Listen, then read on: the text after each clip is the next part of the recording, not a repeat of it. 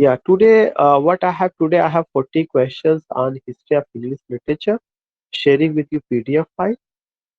Uh,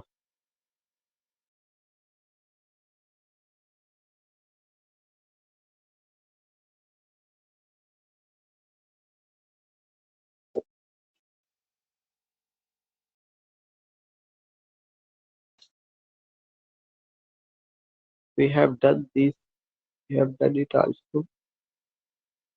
ये भी हमने कर लिया है, ये भी हो चुका था. Now we have to start from this test series. हमें जो शुरू करना है यहाँ से शुरू करना है. इसमें सबसे पहला क्वेश्चन है, Riders to the Sea is a play written by. जो राइडर्स टू द सी है, यह एक प्ले है. इसको किसने लिखा है? तो Riders to the Sea is a play written by J M Synge. जो हमें ध्यान में रखना है कि Riders to the Sea is a play written by J M Synge. J dot M dot Synge, SYNG. Already मैंने आपको बताया था कि जो जे एम सिंज है, ये आयरिश ड्रामेटिस्ट थे. इन्हीं का एक और प्ले है, the Playboy of the Western World. और एक किसके कंटेम्प्रेरी थे? He was the contemporary of WB Yeats, William Butler Yeats के कंटेम्प्रेरी थे. तो Riders to the Sea is a play written by JM Synge. Again I would like to tell you कि JM Synge का पूरा नाम है John Millington Singh. इनका पूरा नाम है John, JOHN, John Millington, MILLENGTON, John Millington Synge. और जो JM सिंह थे, वो एक आप कह सकते हैं कि प्लेराइट या ड्रामेटिस्ट रहे हैं, आयरलैंड के रहे हैं, और कंटेम्प्रेरी ऑफ WB येट्स थे. WB येट्स भी आयरलैंड के थे. और JM सिंह ने जो भी लिखा, ड्रामा लिखा, जैसे the Playboy of the Western world है, या आज हम लोग बात कर रहे हैं राइडर्स टू द सी का, या अगर आप देखेंगे कि और भी उनके जो वर्क है, उसमें Irish folklore, Irish literature, Irish culture, उन सबको लेकर के बात कही गई है. दूसरा क्वेश्चन बहुत इंपॉर्टेंट है, PGT में पूछा जा चुका है. Harold Pinter was awarded the Nobel prize for literature. 2005 में मिला हुआ हैरोल्ड पिंटर को Nobel prize for literature. He got in 2005. यहाँ पे मैं आपको ये बता दूं कि हैरोल्ड पिंटर मॉडर्न एज के, specially after second world war, द्वितीय विश्व युद्ध के बाद जो ड्रामा लिखा गया या जो ड्रामेटिस्ट आए, इसमें एक बड़ा नाम हैरोल्ड पिंटर का रहा है. और हैरोल्ड पिंटर ने द बर्थडे पार्टी लिखा. लालसा को मुझे याद है कि way she was doing BA, तो उसको पढ़ाया गया था. पता नहीं याद है उसे या नहीं याद है, और भी लोगों ने पढ़ा हुआ है.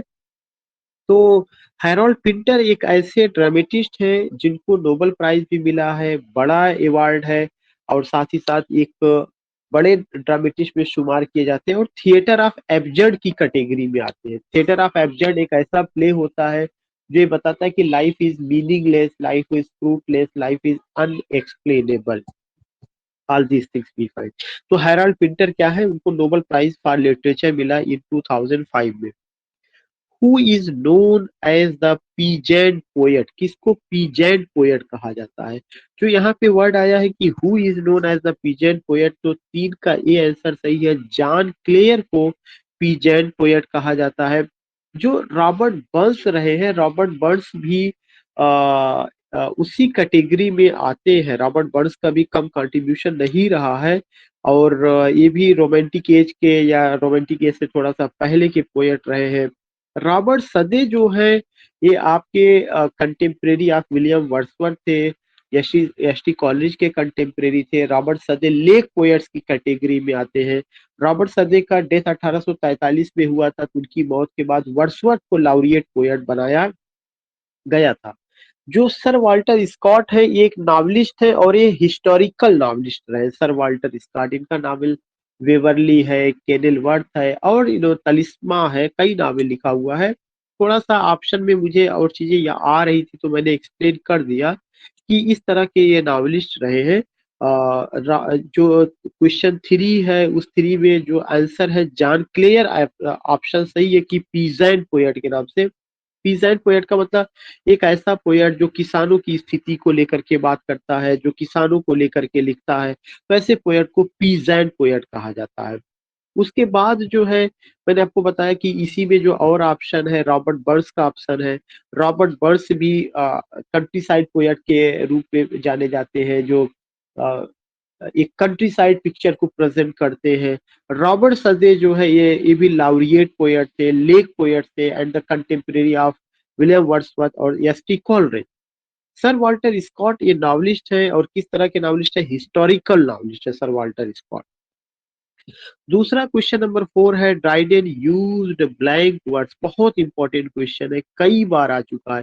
ड्राइडेन ने ब्लैंक वर्ड्स का यूज किया giving up the heroic couplet. Heroic couplet को त्याग करके उन्होंने ब्लैंक वर्ड्स का यूज किया है अपने किस ड्रामा में?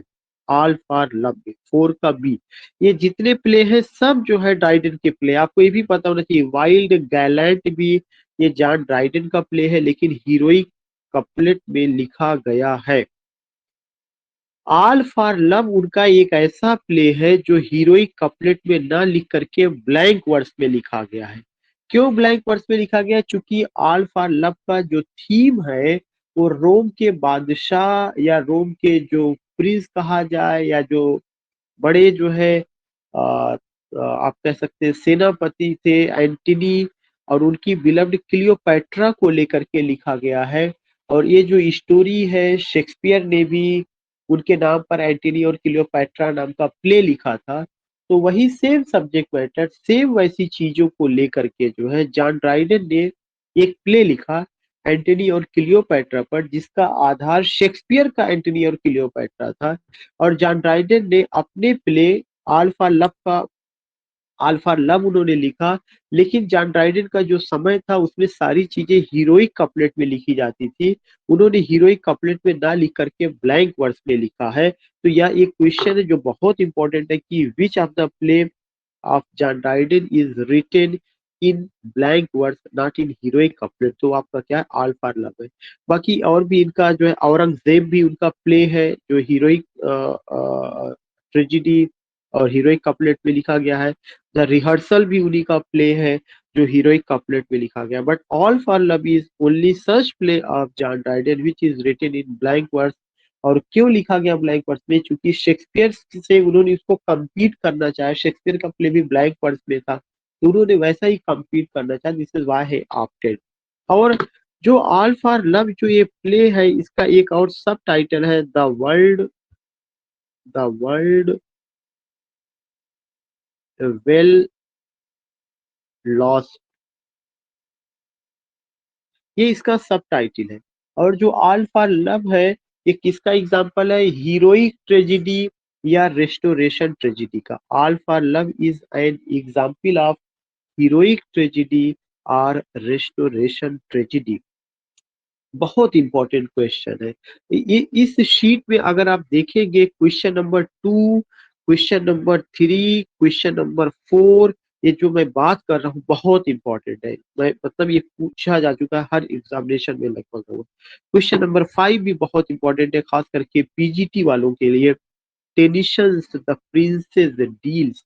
टेनिशन की जो द प्रिंसेस एक पोयम का नाम है, और यह डील्स करता है विद द थीम। इस पे कौन सा थीम है? Here is the theme of the new woman. Tension ने द न्यू वुमन का कॉन्सेप्ट यहाँ पे लाया हुआ है। और यहाँ से जो क्वेश्चन पूछा जाता है कि टेनिशन ने इस पोयम में औरतों की किस शिक्षा को लेकर के बात की है? तो टेनिशन ने इस पोयम में औरतों की हायर एजुकेशन को लेकर के बात की है। HIGHER, higher education. Higher education. जब आप इसका प्रोनाउंसिएशन एडुकेशन करते हैं तो इसका मतलब ये वर्ड फ्रेंच से आया हुआ है, और उसमें उसका प्रोनाउंसिएशन एडुकेशन से ही होता है। वेदर यू से education, education, whatever, that doesn't matter. So you find कि टेनिशन ने द प्रिंसेस जो उनका पोयम है, लॉन्ग नैरेटिव पोयम है, उसमें उन्होंने द न्यू वुमेन को लेके बात किया हुआ है, और औरतों की हायर एजुकेशन को उन्होंने सपोर्ट किया, या उसका थीम रहा है।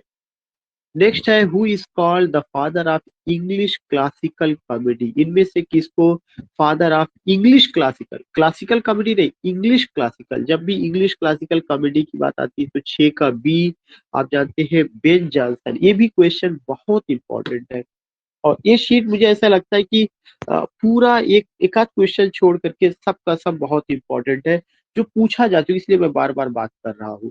फादर ऑफ इंग्लिश कॉमेडी की जब बात आती है तो बेन जॉनसन आते हैं और बेन जॉनसन को father of comedy of humour भी कहा जाता है, क्योंकि जो कॉमेडी ऑफ ह्यूमर लिखने की जो परंपरा शुरू की गई, सैटिरिक कॉमेडी जो लिखने की परंपरा शुरू की गई, वो बेन जॉनसन ने ही किया। बेन जॉनसन पहले लाउरिएट पोएट है, Ben Jonson was the first laureate poet.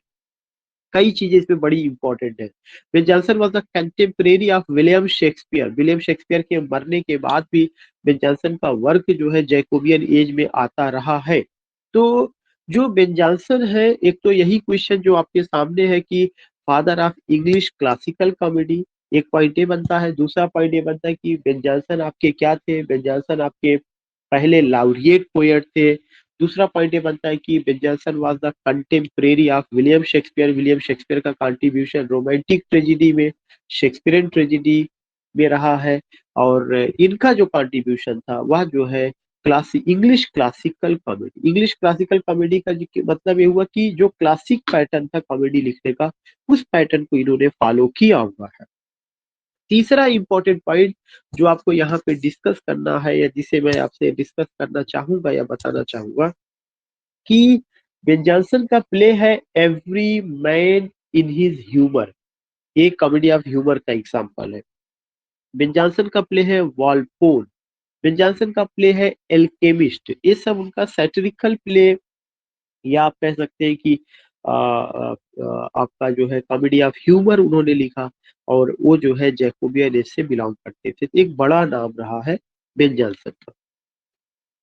Next question है who translated the entire Mahabharata into English, P Lal, 7 का डी, पी लाल ने पूरा महाभारत जो है इंग्लिश में ट्रांसलेट किया है, ये चीज जानना जरूरी है।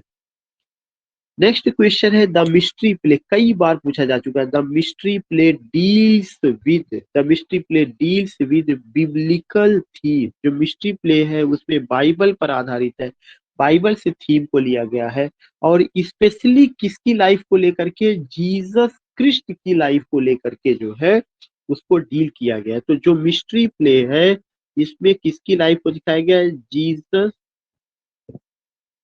क्रिस्ट, जीसस क्रिस्ट की जो लाइफ है, उनका बर्थ, उनका क्रूसिफिकेशन, स्पेशली क्रिसमस के अवसर पर, गुड फ्राइडे के अवसर पर, या उस तरह की जो चीजें होती है तो एक जगह लोगों को इकट्ठा करके जीसस क्रिस्ट की जीवनी पर आधारित जो प्ले परफॉर्म होता था वही आपका क्या कहा गया, मिस्ट्री प्ले। और सेंट्स की लाइफ पर, जो सेंट्स होते हैं संत टाइप की, उनकी जीवन को लेकर के जो प्ले परफॉर्म होता था उसको मिराकल प्ले कहा जाता था। और कॉमन आदमी जो होते थे उनकी लाइफ को लेकर के जो बड़े कहा जाता है कि बहुत ही धार्मिक थे, धर्मपरायण थे, बहुत ज्यादा सच्चाई के रास्ते पर चलने वाले, उनकी बलिदान को या उनकी जिंदगी को लेकर के जो प्ले परफॉर्म किया जाता था उसको मोरालिटी प्ले कहा जाता है। तो थोड़ा सा मैंने वहां पे डिस्कस कर दिया कि 3 तरह के प्ले है, mystery play, miracle play, morality play. लेकिन यहाँ पे जो क्वेश्चन है मिस्ट्री प्ले, जीसस क्रिस्ट की लाइफ को बिब्लिकल थीम पर आधारित था। Lord Byron was a great interpreter of revolutionary iconoclast, revolutionary iconoclast की वो ग्रेट इंटरप्रेटर थे।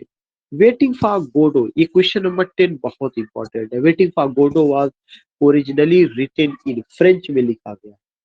ये वेटिंग फॉर गोडो से क्वेश्चन हर साल कोई ना कोई रूप में आता है और सबके लिए इंपॉर्टेंट है। दोस्तों आप प्रिपेयरिंग फॉर पीजीटी वालों के लिए खास करके वेटिंग फॉर गोडो जो है एक प्ले है जो बड़ा फेमस प्ले है और एमए में ये चलता था और ये प्ले भी थिएटर ऑफ एब्जर्ड का एग्जाम्पल है। इसके राइटर का नाम सैमुअल बेकेट है और इसमें स्लेवरी के कॉन्सेप्ट को, पोस्ट वर्ल्ड वार एक्सपीरियंसेस के कॉन्सेप्ट को लेकर के, ब्रूटैलिटी को लेकर के और वार को लेकर के, तमाम चीजों को लेकर के जिक्र किया गया या फ्रेंच में आया हुआ है। तो एक शीट मैंने आपको क्लियर किया, now you have another sheet और जिसमें भी इसमें भी 10 क्वेश्चंस है और जो इम्पोर्टेंट होगा मैं आपको बताता चलूंगा कि who is the author of Treasure Island? So you find कि जो here you have to see कि this particular question कि who is the author of Treasure Island, Charles Kingsley का या आरियल स्टीवेंसन का? और इसमें थोड़ा सा कंफ्यूज हूँ, इसका जो आंसर है वन का ए, आरियल स्टीवेंसन का है, आरियल स्टीवेंसन का। Who is the author of treasure island? Treasure island भी बहुत इंपॉर्टेंट है और इसमें जो है आरियल स्टीवेंसन का है। आरियल स्टीवेंसन को ये दिया गया है कि ये उसके हैं। बाकी इसके अलावा जो ये सब नॉवलिस्ट का नाम है, Charles Kingsley, Anthony Trollope, Benjamin Disraeli, they all were the novelist और काफी फेमस नॉवलिस्ट विक्टोरियन एज के रहे हैं। Which of the following novel is not written by Arnold Bennett? ये भी क्वेश्चन बहुत इंपॉर्टेंट है। दो का बी जो है बॉर्न इन एग्जाइल, ये जो है आर्नोल्ड बेनेट का नॉवेल नहीं है। बाकी क्ले हाइंगर उनका नॉवेल है। C the old wife the tale उनका नॉवेल है। डी राइस एमन स्टेप्स उनका नॉवेल है। Would you call Aldous Huxley's brave new world a novel of adventure, a prophetic novel, picaresque novel, a scientific novel? जो इनका Aldous Huxley's का brave new world है, this is a prophetic novel, ये prophetic novel की। अब सवाल ये उठता है कि प्रोफेटिक नॉवेल क्या होता है या कैसा होता है? प्रोफेटिक नॉवेल वह होता है जिसमें ये दिखाया जाता है कि कि दुनिया फना हो जाएगी, कयामत आएगी, पूरी दुनिया तहस नहस हो जाएगी। जो साइंस फिक्शन का ही पार्ट होता है, लेकिन उसमें प्रॉफिट का इसलिए वर्ड आता है कि बहुत सारे ऐसे प्रॉफिट्स हैं, पैगंबर्स हैं या मैसेंजर ऑफ गॉड रहे हैं जिन्होंने भविष्यवाणियां की है कि इतने समय बाद जो है क्या होगा कि दुनिया फना हो जाएगी। मैं नास्ट्रेदामस की बात नहीं कर रहा हूँ, नास्ट्रेदामस ने भी तमाम भविष्यवाणियां की है, लेकिन नास्ट्रेदामस जो है प्रॉफिट नहीं थे, मैसेंजर ऑफ गॉड नहीं रहे हैं। लेकिन ऐसे तमाम जो है अ, आसमानी किताबें या गॉड की तरफ से भेजी गई तमाम किताबें दुनिया में तमाम हिस्सों में आई हुई है, जिनमें तमाम तरह की चीजें। तो जो प्रॉफिट्स जो है इस बात को कहते हैं कि इतने समय बाद पृथ्वी का पतन हो जाएगा, कयामत आएगी या इस तरह की चीजें, उस थीम को लेकर के जो नावल लिखा जाता है उसको प्रोफेटिक विजन कहा जाता है और उसमें दुनिया के फना की कहानी बताई जाती है जो है। तो वो ये जो है एल्डस हक्सली का brave new world prophetic novel है और ये काफी हद तक जो है साइंस फिक्शन का भी एग्जाम्पल होता है। लेकिन अगर प्रोफेटिक नॉवेल का ऑप्शन आ रहा है तो सबसे पहले प्रोफेटिक नॉवेल है। E M Faustus a passage to India, बहुत इंपॉर्टेंट क्वेश्चन है। अ पैसेज टू इंडिया 1924 में पब्लिश हुई है और ई एम फास्टर का पूरा नाम एडवर्ड मॉर्गन फास्टर है। Edward Morgan faster modern age के नॉवलिस्ट थे, contemporary of D H Lawrence थे। ब्लूम्सबरी ग्रुप, जो मैं बात किया था वर्जीनिया वुल्फ को लेकर के, उसके सदस्य थे और इन्होंने अ, अ, कई इंपॉर्टेंट नावल लिखा हुआ है, जिसमें से एक नावल इनका अ पैसेज टू इंडिया है। इसमें क्वेश्चन ये पूछा गया है कि इसका क्या थीम है। बीए थर्ड ईयर में ये चलता था यूनिवर्सिटी ऑफ इलाहाबाद में, अब चलता है कि नहीं चलता आई डोंट नो, लेकिन ये दुनिया की 100 बेहतरीन नावल में से जाना जाता है। E M Faustus a passage to India deals with relationship, C का चार का C, relationship between the Britishers and Indians. जो ब्रिटिशर्स हैं, जो इंडियंस हैं, उनके बीच के जो संबंध है उसको लेकर के यह डील करता है। क्वेश्चन नंबर 5 है, who restored Roman Catholicism in England? ये भी बहुत इंपॉर्टेंट है। रोमन कैथोलिसिज्म को इंग्लैंड में किसने रीस्टोर किया? तो 5 का एक क्वीन मेरी ने इसको रीस्टोर किया। और जहां तक बात है क्वीन एलिजाबेथ फर्स्ट की, उनका टाइम 1558 से 1603 था। उसके बाद आपका जैकोबियन एज आता है जिसमें जेम्स फर्स्ट थे, 1603 से 1625 था। फिर उसके बाद आपका किसका आता है, जैकोबियन एज के बाद आपका कैरोलिन एज आता है जिसमें चार्ल्स फर्स्ट थे। और कैरोलिन एज आपका 1625 से 1649 आता है। फिर कॉमनवेल्थ पीरियड आता है, 1649 से 1660 होता है, उसमें ओलिवर क्रामवेल, रिचर्ड क्रामवेल होते हैं। फिर आपका रेस्टोरेशन पीरियड आता है जिसमें चार्ल्स सेकंड होते हैं। फिर उसके अलावा जो है चार्ल्स सेकंड के बाद मेरी का नंबर आता है, क्वीन मेरी का। जब ब्लडलेस रिवॉल्यूशन 1688 में होता है, उस समय की वो बात है। तो क्वीन मेरी का जो टाइम है 1688 का टाइम है और वहां पर तो ये चीज बहुत इंपॉर्टेंट है, उन्होंने कैथोलिसिज्म को फिर से स्टैब्लिश किया। क्वेश्चन नंबर 6 तो कितना इंपॉर्टेंट है बताने की जरूरत ही नहीं है कि Shakespeare sonnet is divided into, Shakespeare के सोनेट में 3 क्वार्टेट्स एंड अ कपलेट होता है, 3 क्वार्टेट। बहुत सिंपल सा क्वेश्चन है, क्योंकि सिंपल इसलिए मैं कह रहा हूँ कि अगर आप पढ़े हैं तो सिंपल है, और हमेशा हम लोग इस पर डिस्कस करते रहे। तो quartet means 4 lines stanza, couplet means pair of rhyming words. Shakespeare के सोनेट में 3 क्वार्टेट होता है और 1 कपलेट होता है। शेक्सपियर ने 154 सोनेट लिखे हैं, 1 से लेकर 126 तक उन्होंने अपने दोस्त डब्ल्यू.एच को डेडिकेट किया हुआ है। 126 से 152 तक डार्क लेडी को डेडिकेट किया गया है। 153 और 154 गॉड क्यूपिड को डेडिकेट किया गया है। शेक्सपियर के सोनेट में थीम लव है और टाइम है, और साथ ही साथ ब्यूटी को लेकर के उन्होंने जो है इन 3 पहलुओं पर उन्होंने बात की है। शेक्सपियर का सोनेट 1609 ईस्वी में पब्लिश हुआ था, और किसके द्वारा? टॉमस थार्पे के द्वारा उसको पब्लिश किया गया था। तो these are the points which I have already discussed with you, और यहाँ पे रहा है। और ये जो शीट आप चल ये समझिए कि ये पूरा हिस्ट्री ऑफ इंग्लिश लिटरेचर के क्वेश्चंस बहुत अच्छे ढंग से पूरा कवर किया गया है इसमें। तो ये जनरल क्वेश्चन है जो इतना इंपॉर्टेंट है कि यू कांट लीव इट, ये बहुत ही पॉपुलर क्वेश्चन है। फिर क्वेश्चन आता है, waiting for Godot is a famous play. Waiting for Godot एक फेमस प्ले है, किसने लिखा है? सैमुअल बार्कले बेकेट ने। 7 का ये मैंने आपको पहले भी बताया था। सैमुअल बार्कले बेकेट ओरिजिनली या किस में लिखा गया था? फ्रेंच में लिखा गया था। किस प्ले की कैटेगरी में आता है? थिएटर ऑफ एब्जर्ड की कैटेगरी में आता है। और इसमें किस चीज को लेकर के दिखाया गया है? इसमें जो है आप कह सकते हैं कि लाइफ मीनिंगलेस है, वर्ल्ड वार के बाद जो जीवन की तबाही है, या वर्ल्ड वार के बाद या वर्ल्ड वार से जीवन कितना तबाह हुआ है, और युद्ध के बाद की जो स्थिति है, जो मनोदशा है, उन सारी चीजों को लेकर के यहाँ पे जिक्र किया गया है। John Gower wrote his first poem Speculum Meditantis in. उन्होंने इसको लैटिन में लिखा हुआ था। 8 का C, he wrote it in Latin. John Gower का पोयम है स्पेकुलम मेडिटेंटिस, उन्होंने इसको लैटिन में लिखा था। What is meant by the churchyard school of poet, ये भी पूछा जा चुका है। चर्चयार्ड स्कूल ऑफ पोएट बहुत इंपॉर्टेंट क्वेश्चन है, इसका आंसर सी होगा। चर्चयार्ड स्कूल ऑफ पोएट या ग्रेवयार्ड स्कूल ऑफ पोइट्री, दोनों को एक ही नाम से जाना जाता है, whether churchyard, whether graveyard. GRAVEYARD, churchyard और ग्रेवयार्ड दोनों को एक नाम से जाना जाता है। तो the poetry characterized bye melancholy and suffering, एक ऐसी पोइट्री जिसमें मेलंकली को, जिसमें सफरिंग को लेकर के बात कही गई है, वह किसके नाम से जाना जाता है? चर्चयार्ड स्कूल ऑफ पोइट्री के नाम से जाना जाता है, या ग्रेवयार्ड स्कूल ऑफ पोइट्री के नाम से। नेक्स्ट क्वेश्चन है, dactyl metre is also known, dactyl metre is known also dactylic metre. 10 का भी इसमें कोई दिमाग लगाने की जरूरत नहीं है, डैक्टिल मीटर को डैक्टिलिक मीटर के नाम से जाना जाता है। तो now you got these 10 question. Now next seat है,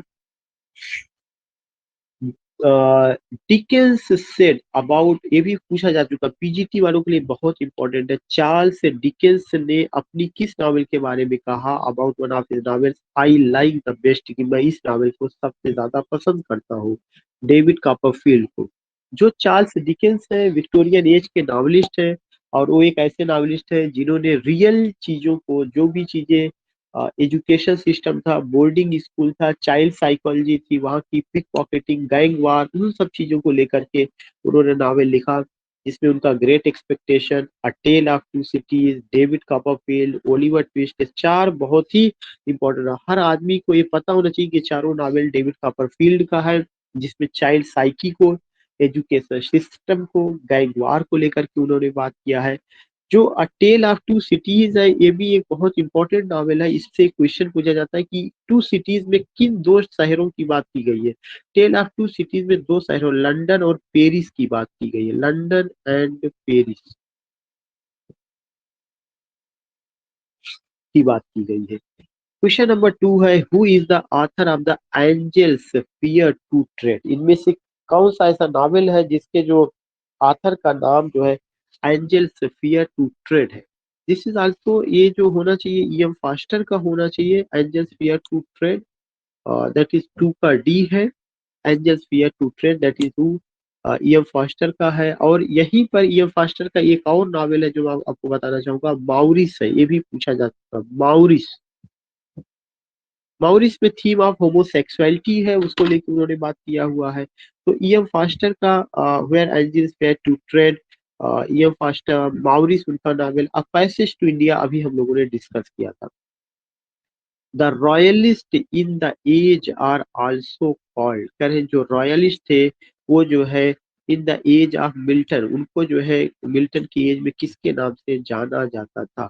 उनको मिल्टन की एज में कावलियर के नाम से जाना जाता था। The royalist in the age of Milton are also known as cavalier. Who wrote we are hollow man, ये टी.एस. एलियट का स्टेटमेंट है। T S. Eliot wrote we are hollow man. Now next question है, who was the king in England at the time of peasant revolt? कह रहे कि peasant revolt के समय king कौन था? रिचर्ड सेकेंड, 5 का A, Richard second was the king, उस समय जो है किंग थे। और जो पीजेंट रिवोल्ट है ये 1348 ईस्वी में मुझे जहां तक याद आ रहा है कि 1348 ईस्वी में हुआ था। और इसी के साथ साथ एक और घटना उस समय हुई थी, ब्लैक डेथ का भी बात आती है। और ये दोनों रिवोल्ट जो है चौसर के समय में हुए थे, और ये दोनों बहुत इंपॉर्टेंट रिवोल्ट, रिवोल्ट और एक ब्लैक डेथ बीमारी थी जो प्लेग बीमारी थी, उसको लेकर के। तो peasant revolt, king Richard second, लेकिन उस समय के जो बड़े पोएट थे उनका क्या नाम था? Chaucer, CHAUCER। और ब्लैक डेथ का भी कॉन्सेप्ट वहां पे रहा है। Which of the following is a prose comedy of Joseph Edison? Six का B, The Drama, The Drama. Which of the following is a prose comedy of Joseph Edison? हम सारे लोगों को पता है कि जोसेफ एडिशन पीरियडिकल एसेइस्ट थे, 18वीं शताब्दी के थे, कंटेम्प्रेरी ऑफ रिचर्ड स्टील रहे हैं। उनका दो फेमस जर्नल रहा है, द स्पेक्टेटर एंड द टैटला, उन्होंने उस पर बहुत ज्यादा काम किया हुआ है।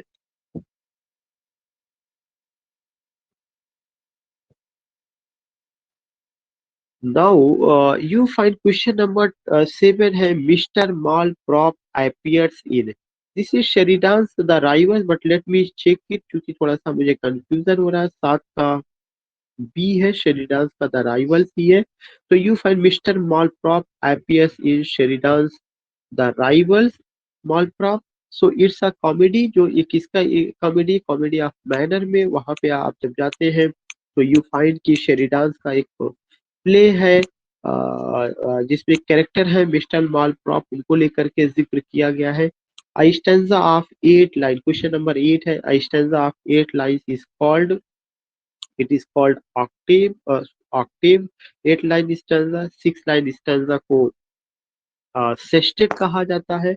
टर्सेट जो होता है ये 3 लाइन स्टैंजा, ऑक्टेव जो होता है 8 लाइन स्टैंजा, क्वार्ट्रेट जो होता है 4 लाइन स्टैंजा, और एक 2 लाइन स्टैंजा, ये सारी चीजें रही है। तो स्टैंजा ऑफ 8 लाइन्स आपका octave, tercet 3 lines, quatrain 4 lines, couplet 2 lines. उसके ऊपर का जो क्वेश्चन नंबर 7 था कि मिस्टर मैलाप्रॉप अपीयर्स इन शेरिडान्स का द राइवल्स। शेरिडान्स जो थे ये जो है आपका रेस्टोरेशन एज के बाद जो कॉमेडीज आई हुई है उसके लिखने वाले एक बहुत ही महत्वपूर्ण कॉमिक, या आप कह सकते हैं कि ड्रामेटिस्ट थे जिन्होंने कॉमेडीज लिखा है, स्पेशली कॉमेडी ऑफ मैनर्स की उसमें। और उसके पहले का जोसेफ एडिशन को लेकर के बात हुई है कि उनकी कौन सी एक प्रोज कॉमेडी है, द ड्रमर। पांचवा क्वेश्चन था कि किन्होंने इंग्लैंड में पीजेंट रिवोल्ट के समय कौन उसके वो थे, Richard second, I told you. So you find this thing.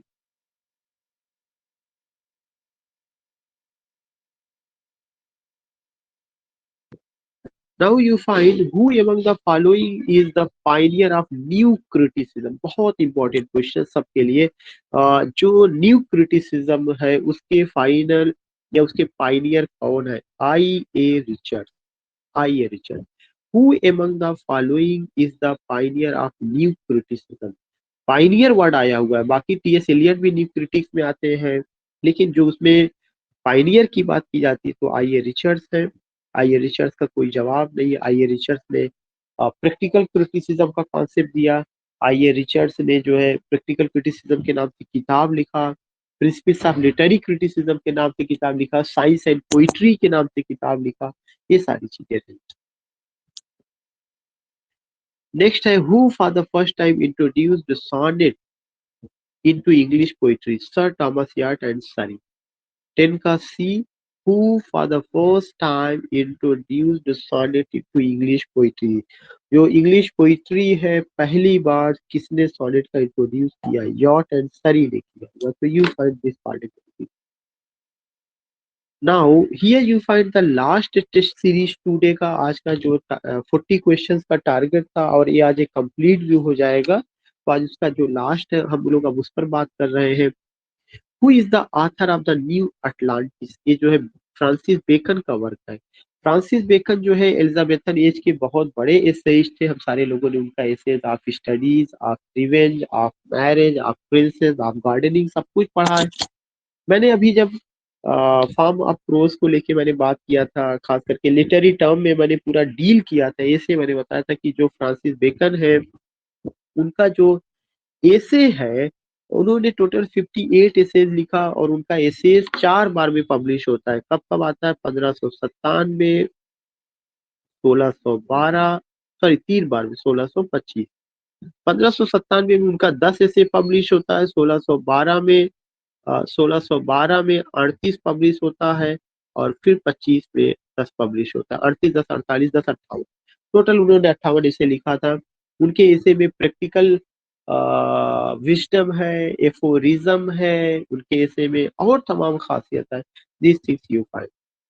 Aldous Huxley borrowed the title brave new world, ये भी क्वेश्चन बहुत इंपॉर्टेंट सबके लिए। उन्होंने जो टाइटल बारो किया हुआ है वो शेक्सपियर के द टेम्पेस्ट से उन्होंने इसको बारो किया हुआ है। बाकी ये जितना रचना है बहुत इंपॉर्टेंट है। लाइली का यूफ्यूज है, सिडनेस का आर्केडिया प्रोज रोमांस है, बेकन्स का द न्यू अटलांटिस ये साइंस पर आधारित है। ये सब वर्क बहुत इंपॉर्टेंट है। लेकिन शेक्सपियर के टेम्पेस्ट से उन्होंने एल्डस हक्सली ने क्या लिया हुआ, ब्रेव न्यू वर्ल्ड जो उनका नॉवेल है उसका टाइटल शेक्सपियर के टेम्पेस्ट से लिया है। Joseph Conrad's novel are generally set, ये भी क्वेश्चन पूछा गया है। जोसेफ कॉनरेड्स का जो नॉवेल है जनरली कहाँ पे, उसका बैकग्राउंड क्या है, द सी, अफ्रीका जो आइलैंड है वहां का जो समुद्री जीवन है उसको लेकर के जोसेफ कॉनरेड ने इसको किया।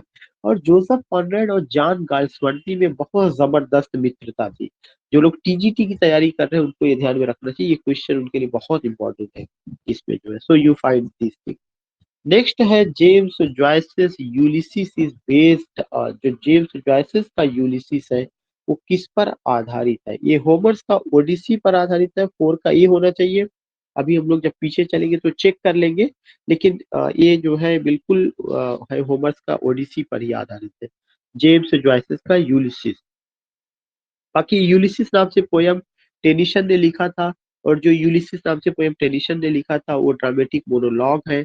वर्जिल का जो एनीड है ये पहला लिटरेरी एपिक दुनिया का है जो लैटिन में लिखा गया था, और लैटिन से इंग्लिश में इसका ट्रांसलेशन जो है हेनरी होवर्ड लाप्सरे ने 1540 में किया था। बनियान का जो पिलग्रिम प्रोग्रेस है वो आपको पता है कि वो जो है एलिग्री है, बनियान का पिलग्रिम प्रोग्रेस उनका एलिग्री। क्वेश्चन नंबर 5 है identify the novelist whose novels are called Waverley novels, इनमें से कौन ऐसे हैं जिनके नावल को Waverley novel, Walter Scott, Walter Scott के नावल को जो है हिस्टोरिकल नॉवलिस्ट थे उनके उस नावल को वेवरली नॉवेल से जाना जाता है। क्वेश्चन नंबर 6 है a founding is a part of the name of the novel, Emilia David Copperfield, Oliver Twist, we have to check it, हमें इसे देखना पड़ेगा कि हाँ एक एक किसका है।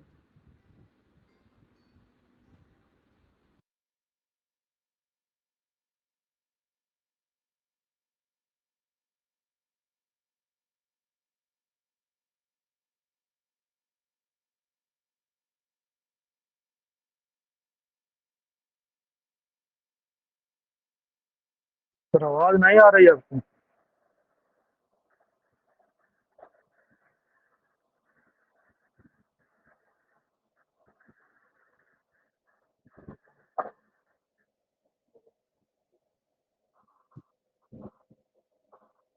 आवाज मेरी जा रही है? Yes sir, hello. आ रही है। यस सर, आ रही है। A foundling is a part of the name of the novel. करें, जो फाउंडलिंग है ये पार्ट है of the name of the novel. किस नावल का ये पार्ट है? तो उन्होंने ये कहा कि सिक्स का यू फाइंड डी, कि सिक्स का जो डी है टॉम जोन्स का, a foundling is a part of the name of the novel Tom Jones का। फिर है क्वेश्चन नंबर 7 है, Samuel Langhorne Clemens wrote under the pseudonym. जो सैमुअल क्लेहार्न थे उन वो किसके नाम से, मार्क ट्वेन के नाम से लिखते थे। 7 का ए है, John Milton wrote total 21 pamphlets, how many pamphlets were written in English? 21। 8 का बी है, एंड यू फाइंड की क्वेश्चन नंबर 9 है, Milton sonnet rhyme scheme is. जो मिल्टन का सोनेट है उसका जो राइम स्कीम है वो क्या क्या है? देन यू फाइंड की क्वेश्चन नंबर 9 का ऑलरेडी 9 का सी, अगर चूंकि जो मिल्टन का सोनेट है वो पेट्राचन मॉडल पर था, तो चूंकि और वहां पे वैसा ऑप्शन नहीं है ए, लेकिन आप अगर देखेंगे तो ए बी पेट्राचन मॉडल है, सी डी करके चल रहा है। तो ये चीज उनके अपने राइम स्कीम का था। Keats complete work is the fall of Hyperion. जो किड्स का कंप्लीट वर्क है वो क्या है? The fall of Hyperion a dream. 10 का D. So you find this thing, sorry, Endymion उसका उस पे रहा है। तो ये सब चीजें रही है। और किड्स को जो है पोएट ऑफ क्या कहा जाता है? किड्स को पोएट ऑफ ब्यूटी कहा जाता है। और किड्स को जो सेंसुअस पोएट कहा जाता है, किड्स को किंग ऑफ ओट कहा जाता है। तो ये सारी चीजें थी जो मैंने आपसे डिस्कस किया, और मुझे लगता है कि जहाँ पे मुझे लगा कि ज्यादा डिटेल में एक्सप्लेन करना है मैंने उसको डिटेल में एक्सप्लेन किया। लेकिन मैं ये जरूर कहना चाहूंगा कि ये बहुत इंपॉर्टेंट क्वेश्चन रहा है। आपको अगर समय मिलेगा, आज ही आप एक बार इस शीट को दोबारा रिवीजन कर लीजिएगा। बाकी जो वीडियो है ये यूट्यूब पे ऑलरेडी अपलोड हो जाएगा, वहां पे आप इसे देख सकते हैं। ओके।